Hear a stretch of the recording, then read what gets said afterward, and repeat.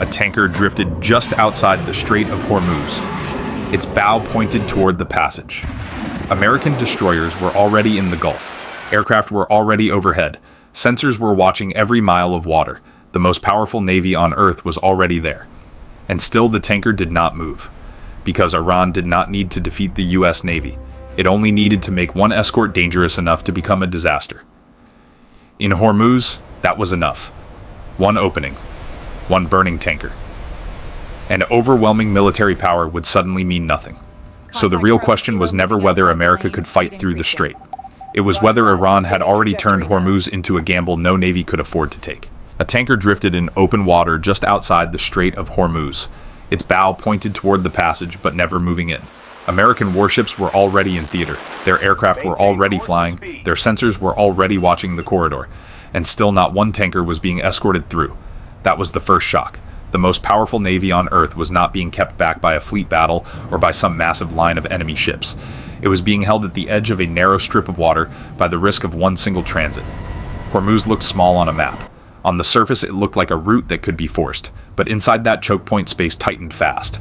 Commercial traffic compressed the lanes. Reaction time shrank. Every mile forward made every mistake more expensive, and Iran understood exactly what that meant. It did not need to sink a carrier, break an entire strike group, or win a conventional naval fight. It only had to turn one escort into an unacceptable gamble. That was the pressure. Not total control of the sea, not open battle, just enough danger packed into one narrow passage to make every forward move feel wrong. Because a single tanker was never just a single tanker. If that ship crossed under US protection and something hit it, the meaning of the whole mission changed instantly. The escort would not be remembered as proof of strength. It would be remembered as the moment overwhelming power failed to protect the one ship it promised to keep alive. And that was the trap sitting in plain view. On the surface, the question sounded simple. The Navy was there, the route was visible, the tanker was waiting. So why not move? Why not put one destroyer ahead, another behind aircraft above, and push a single ship through? Why was even that still too dangerous to risk? Because the real battle in Hormuz had already moved past firepower. And in that narrow water, something far more dangerous than open combat was already deciding who controlled the encounter. Destroyers could hold the flanks. Aircraft could watch from above. The corridor could be covered layer by layer, mile by mile. On the surface, the answer still looked obvious. The US Navy had the screen. It had the overwatch. It had the training, the command discipline, and the visible force to dominate open water. That was what made the dilemma so persuasive, because none of this looked like a navy trapped by weakness. It looked like a navy that should have been able to put one tanker in the lane wrap, steel and air power around it, and move. A destroyer ahead, a second ship offset behind. Eyes overhead, warnings ready, rules of engagement locked in. From a distance, that sounded like control, and that was exactly why the pressure worked. Iran did not need to defeat an escort formation outright. It did not need to trade ship for ship, missile for missile, or prove it could sink the most powerful force in theater. It only needed to change the character of the corridor, not into a killing zone for fleets, into an environment of uncertainty. That was a much cheaper mission, and in Hormuz, it was a much more realistic one. The routing was narrow. Traffic compressed everything. A tanker could not move like a destroyer, and a destroyer could not pretend the lane around it was empty. Every course correction took space. Every warning consumed seconds. Every unknown contact competed with civilian clutter, tight geometry, and the pressure of getting it wrong in front of the world. And that was where Iran's logic became dangerous. It did not need a perfect attack window. It only needed one opening large enough to matter. One moment of confusion. One misread track. One cheap shot timed correctly. One event severe enough to turn an escort into a spectacle. Because if one tanker burned nothing around, it would be remembered in the right order. Not the destroyers guarding it, not the aircraft above it, not the discipline on the bridge, only the image that American protection had failed at the one moment it was meant to hold. That was the real gamble, and it was not irrational. The route was too narrow to absorb careless movement. Warning windows could collapse fast. Civilian traffic complicated identification. Short distances punished hesitation, and asymmetric timing favored the side that needed only one break in certainty. That was why the pressure was not stupid theater. It was tactical arithmetic. Not control of the sea, but pressure on the decision cycle. Not victory in battle, but pressure on the standard of safety. The Navy could still fight its way through danger. That was never the cleanest question. The harder question was whether one ship could be made safe enough inside a corridor designed to magnify a single failure. And the more that question sharpened, the more the illusion grew. Iran may not have controlled the sea, but it may still have controlled the risk of one transit. On the destroyer's bridge, the ship held course. Merchant traffic moved slowly ahead, tankers and cargo vessels threading the narrow lanes, their wakes crossing in tight patterns. Radar screens glowed inside the Combat Information Center. Contacts appeared merged, separated again, each track sliding across the digital map as the corridor breathed with movement. From the outside, the scene still looked manageable, a powerful navy escorting one vulnerable ship, sensors watching every approach, weapons ready if anything crossed the line. Strength was visible everywhere, but the officers studying those screens were not measuring strength, they were measuring failure. Because escorting a tanker was not a mission of dominance, it was a mission of denial. The mission was not to defeat every threat.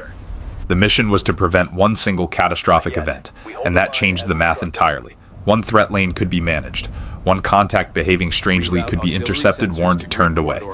But Hormuz was not one lane. It was layers. Merchant ships crossing each other's paths. Civilian radios filling the airwaves, short distances compressing reaction time. A destroyer could respond quickly, but it could not slow the geometry of the strait, and that geometry was where the real risk lived, because the corridor punished mistakes more than it rewarded strength. One threat might be handled cleanly, two threats demanded precision. But layered uncertainty created something different, a moment where decisions overlapped, a moment where identification lagged, a moment where timing collapsed into seconds, and in that moment, one opening could still exist. That was the part Iran understood. It did not need to overwhelm the escort. It only needed one surviving opportunity, one small window in the compressed space of the corridor. Inside the destroyer, command officers were not asking the question outsiders expected. They were not asking, can we shoot back if something happens? That answer was obvious. What they asked instead was far harder.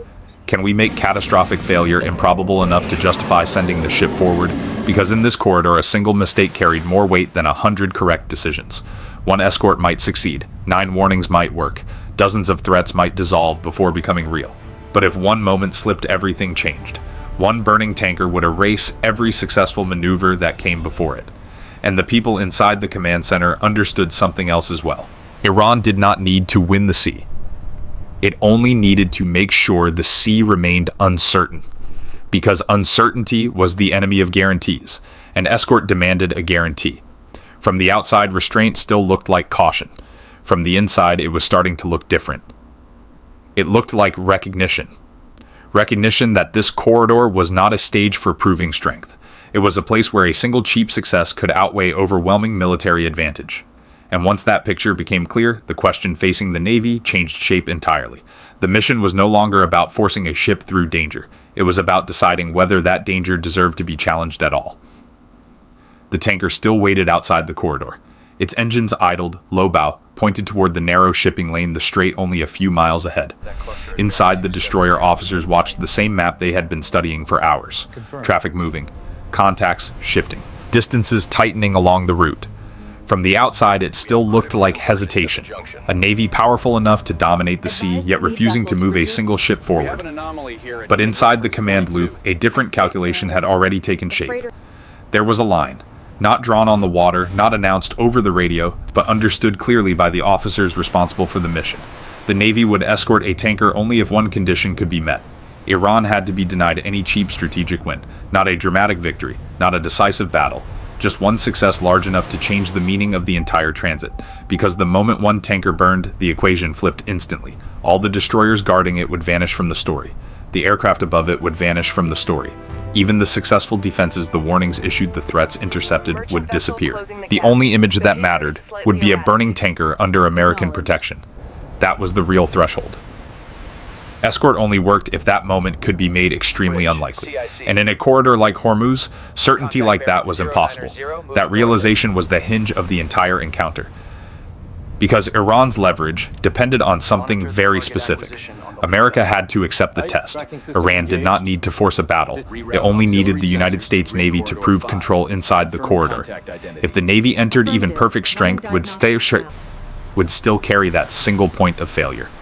But if the Navy refused, the trap lost its purpose. That was the moment the balance shifted.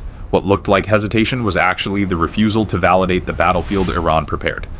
There was no dramatic strike, no sudden escalation. The response was quieter than that. It was structural. The Navy would not convert overwhelming power into a vulnerable demonstration. It would not transform a controlled situation into a spectacle where one cheap success could outweigh every advantage it possessed. And that decision changed who controlled the encounter. Iran could still threaten the corridor. Fast boats could still appear. Signals could still move along the coastline. Pressure could still exist inside the strait. But threat alone was no longer enough, because the United States Navy no longer needed to prove anything inside that narrow passage. Without the escort, the corridor stopped being a stage. It became simply a place where danger existed without forcing the stronger side to gamble on its terms. That was the reversal. Control did not change because a weapon fired. It changed because one side refused to accept the wrong battlefield. And once that decision settled, the question surrounding Hormuz shifted again. If the Navy would not escort the tanker, and Iran could not force the escort to happen, then who was actually losing control of the confrontation? The tanker was still there. Floating just outside the strait, engines, low bow, pointed toward the corridor it had not entered. Warships remained nearby. Aircraft still crossed the sky above the Gulf. The Navy had not disappeared from the fight. But the escort never came. And that decision changed the meaning of the entire encounter, because the real consequence had nothing to do with who controlled the sea. It had everything to do with who controlled the risk. If the Navy had pushed the tanker forward and one strike slipped through the uncertainty, the result would have been immediate. One burning tanker, one global headline, one moment where overwhelming military power failed to protect the single ship it promised to defend. Iran would not need to win a naval battle. It would not need to destroy a fleet. One cheap success would be enough to reshape the entire narrative. That was the asymmetry hidden inside the corridor. And once that asymmetry was understood, the refusal looked different. It was not hesitation, it was not inability, and it was not fear. It was a refusal to turn strength into vulnerability, because a single tanker was never just a tanker. Inside Hormuz, it was a symbol, a moving proof that American protection worked exactly as promised. And if that proof failed, even once the strategic balance of the encounter would shift instantly. So the Navy chose not to prove it. Not in the corridor designed to punish even perfect control. That choice did something unexpected. It stripped Iran of the one outcome its pressure depended on. Threat could still exist. Danger could still fill the strait. But without the escort, the confrontation lost the moment Iran needed most. The moment where a small success could outweigh a larger power. And that is the quiet logic of choke point warfare. Control does not always belong to the side willing to take the risk. Sometimes it belongs to the side that decides which risks will never be accepted. The tanker waited. The corridor remained dangerous. But the encounter had already been decided. The side that refused the escort was the side that refused to lose the confrontation on the wrong terms. At the beginning, it looked like pressure. Iran had the narrow waterway, the threat hanging over every mile of Hormuz, and a single tanker waiting outside the corridor.